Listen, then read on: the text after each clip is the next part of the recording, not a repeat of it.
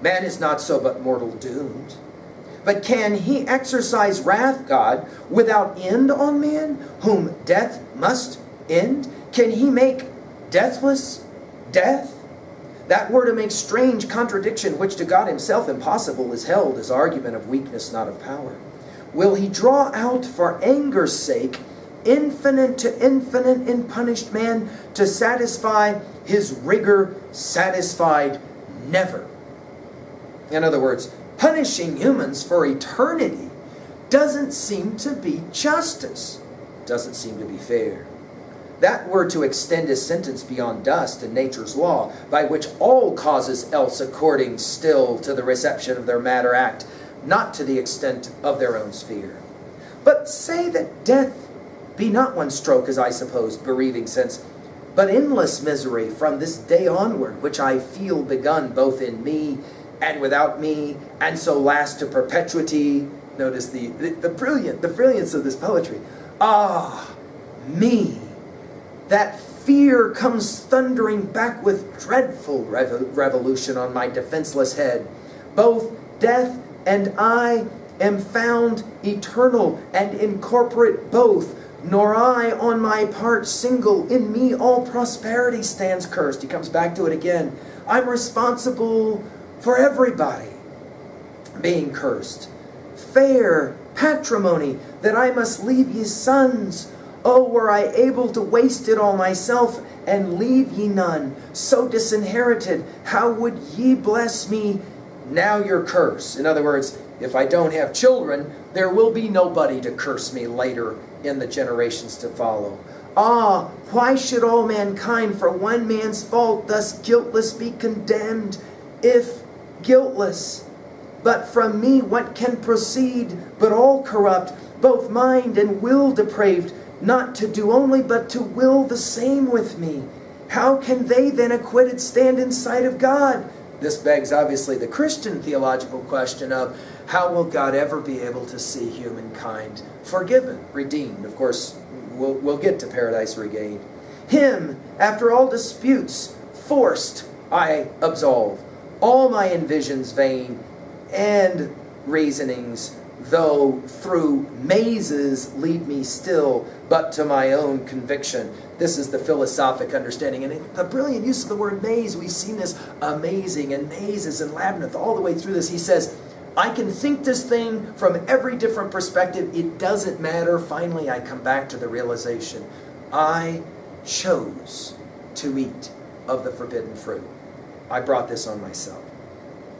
All the blame lights do me only, on me. As the source and spring of all corruption, all the blame lights do. So might the wrath, fond wish. Couldst thou support that burden heavier than the earth to bear?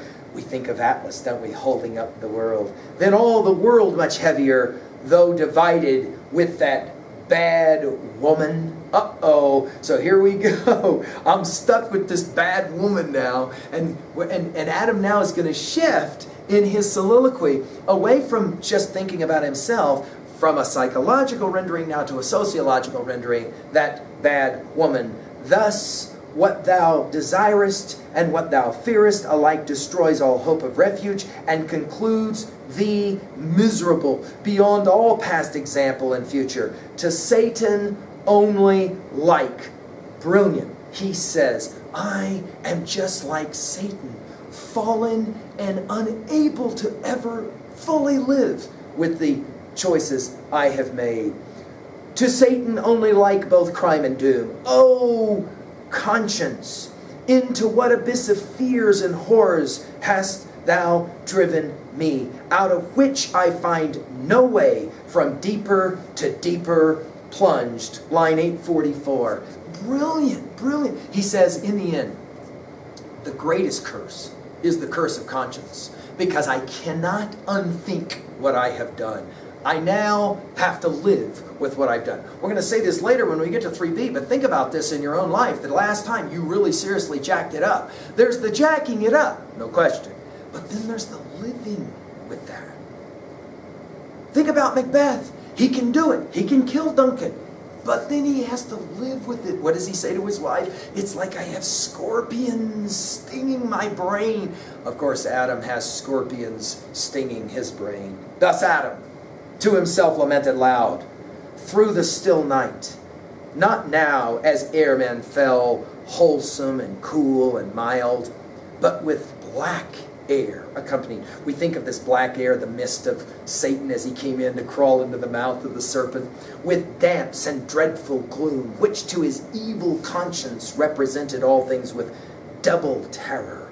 On the ground, outstretched he lay, on the cold ground, and oft cursed his creation.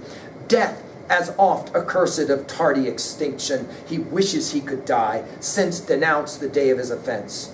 Why comes not death, said he, with one thrice acceptable stroke to end me? I wish I was dead.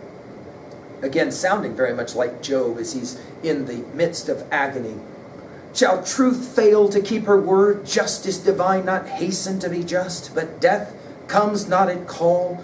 Justice divine mends not her slowest pace for prayers or cries. Oh, woods, oh, fountains, hillocks, dales, and bowers. He's looking out over Eden. Soon, of course, he will be gone from Eden. With other echo late I taught your shades to answer and resound far other song. And again, it's brilliant because it hits us. So much of this poem has been about singing and hymns and song. And now, there is no song. Adam doesn't feel like singing. Instead, whom thus afflicted, when sad Eve beheld, desolate where she sat, approaching nigh, soft words to his fierce passion she essayed. Line 867. Now, we've got the second part of the exchange. The first was the soliloquy. Now, we are going to have Adam and Eve together. But her, with stern regard, he thus repelled. Now, we, of course, as the audience, I say watching, of course, reading, know all of this that's been going on in Adam's mind.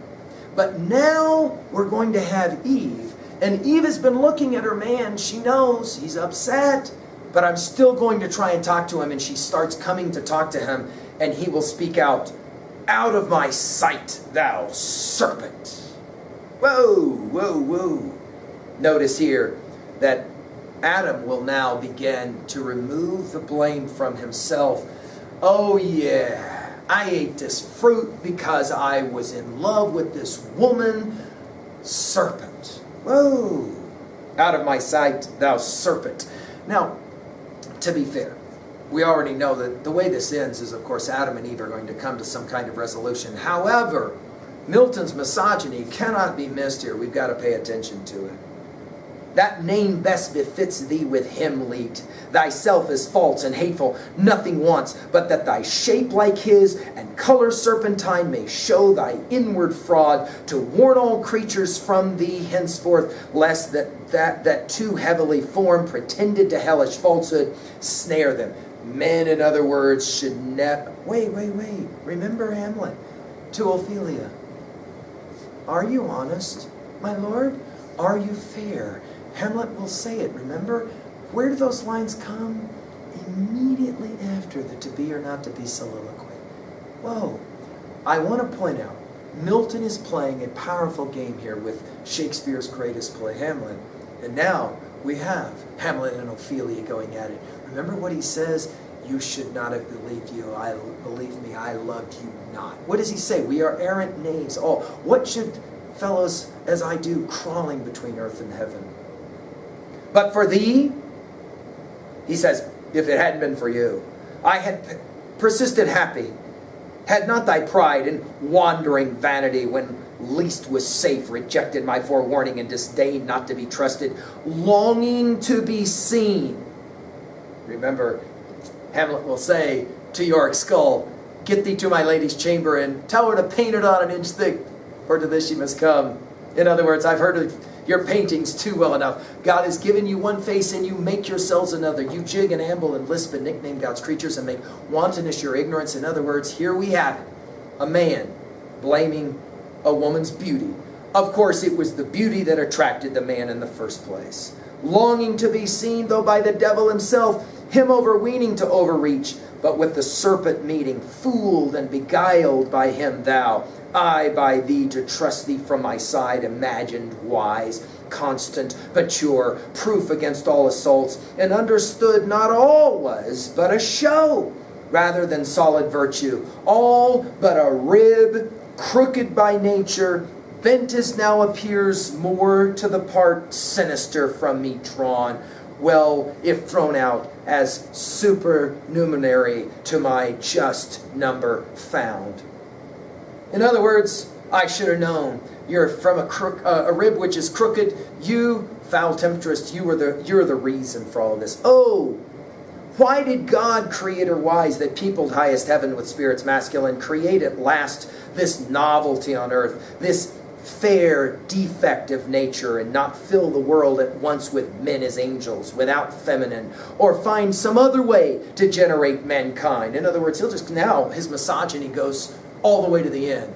How? Why would, I have the question, why would God create me? But now, why would God create you?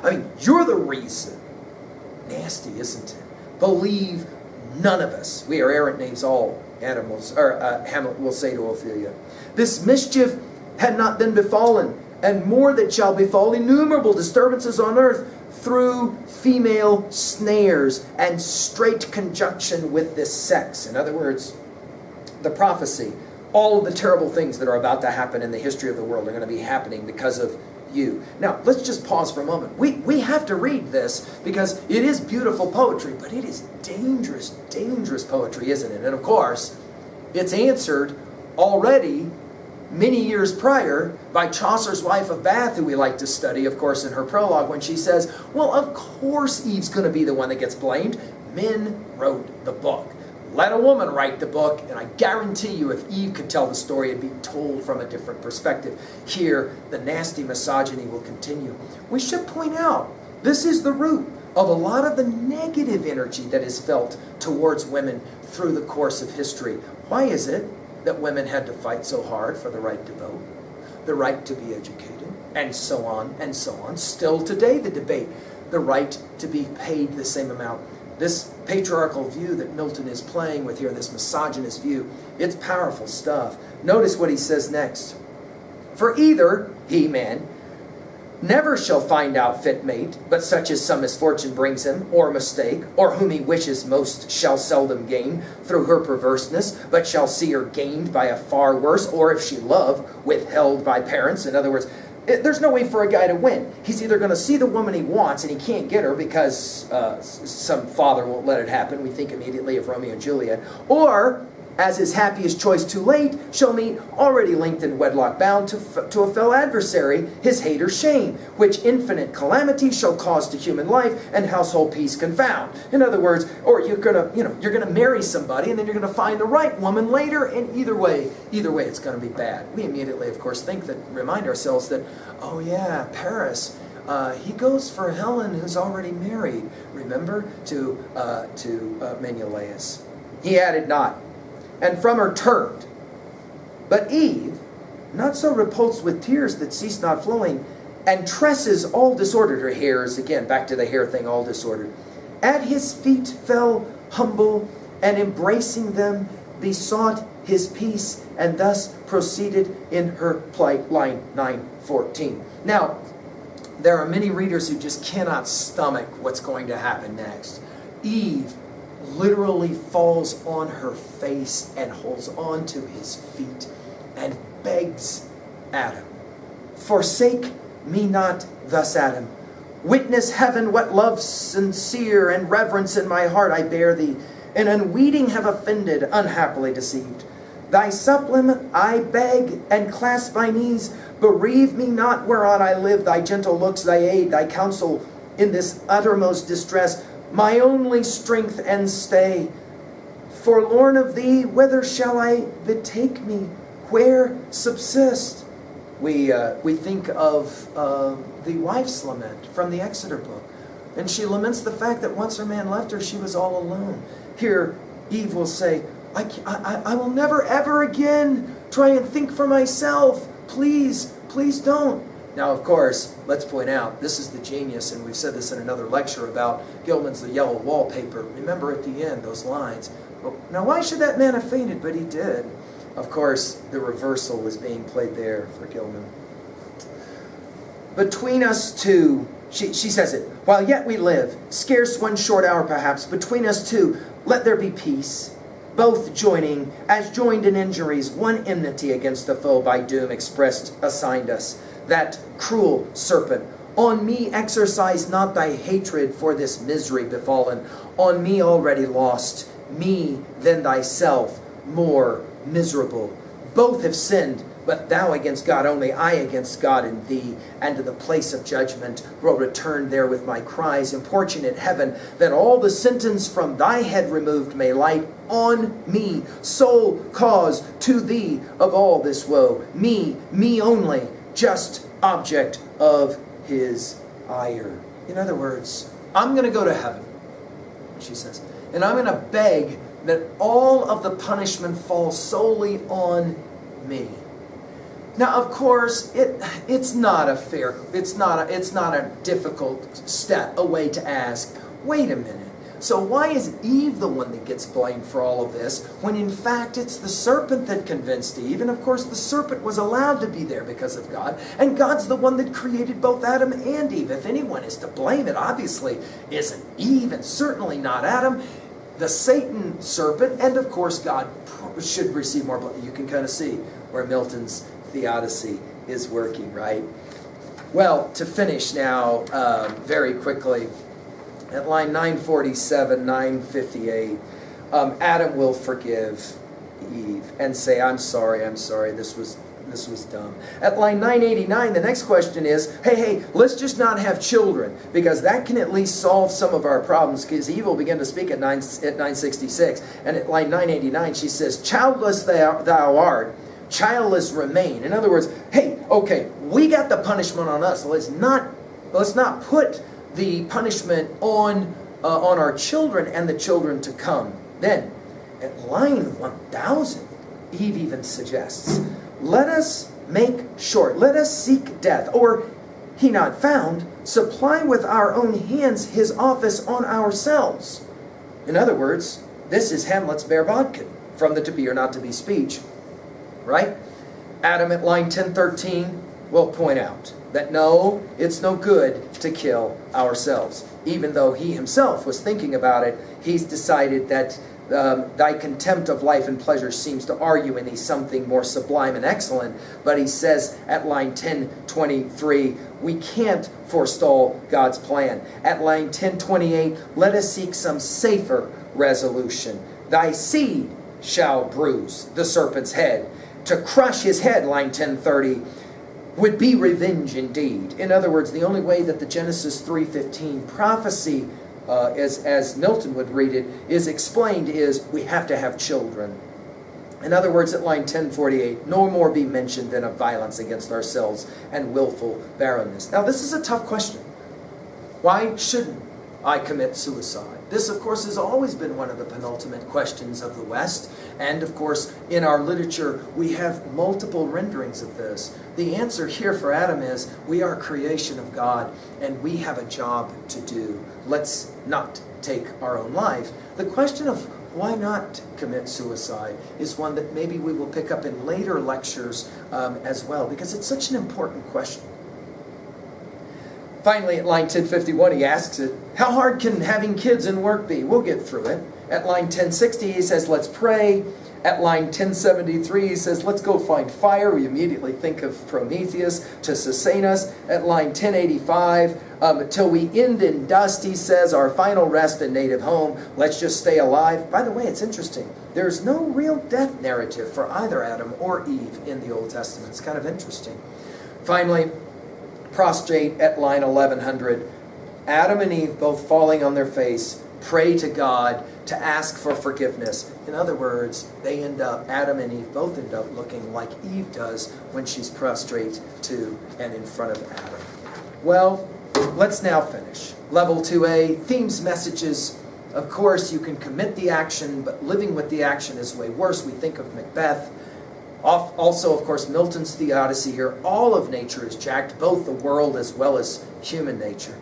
The power of the patriarchy, of course, this is amazing, and we have to admit the power of this patriarchy. This story, and of course, men and God are not blamed here, but women and Eve on the ground begging. Of course, the 3B question is, what do you think of something like this? Go back to, again, my comments at the end of Lecture 4, and all of the ways in which, from Tilly Olson silences and all of the other great feminist critiquers of this text, how fair is this, that this has been laid on women for so long?